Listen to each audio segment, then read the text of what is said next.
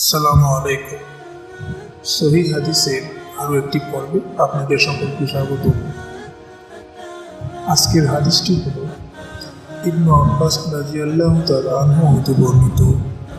মহান আল্লাহর বাণী, ওহী দ্রুত আয়ত্ত করার জন্য আপনি ওহী নাজিল হবার সময় আপনার জিহ্বা নাড়বেন না।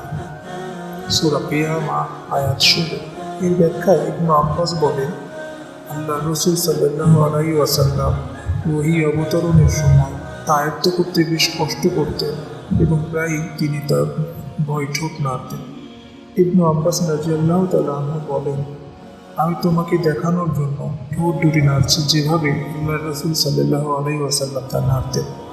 সাঈদ রাহমাতুল্লাহ আলাইহি তার ইরশাদের বলেন, আমি ইবনু আব্বাস রাদিয়াল্লাহু তাআলা আনহুকে যেরূপে তার দুটি ঠোঁট নাড়তে দেখেছি সেভাবেই আমি আমার দুটি ঠোঁট নাড়ছি। এই বলে তিনি তার দুটি ঠোঁট নড়ালেন। এই সম্পর্কে আল্লাহ তাআলা অবতীর্ণ করলেন, ওহী দ্রুত আয়ত্ত করার জন্য আপনি ওহী নাযিল হওয়ার সময় আপনার জিহ্বা নাড়াবেন না। এ সংরক্ষণ ও পাঠ করানোর দায়িত্ব আমার। সূরা কিয়ামা আয়াত 16। ইবনু আব্বাস রাদিয়াল্লাহু তাআলা আনহু বলেন, এর অর্থ হলো তোমার অন্তরে তা হেফাজত করা এবং তোমার দ্বারা তা পাঠ করা। সুতরাং যখন আমি তা পাঠ করি তখন আপনি সেই পাঠের অনুসরণ করুন।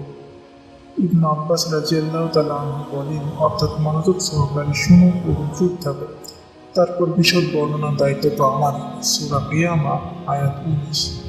অর্থাৎ তুমি এটা পাঠ করবে এবং এটাও আমার দায়িত্ব।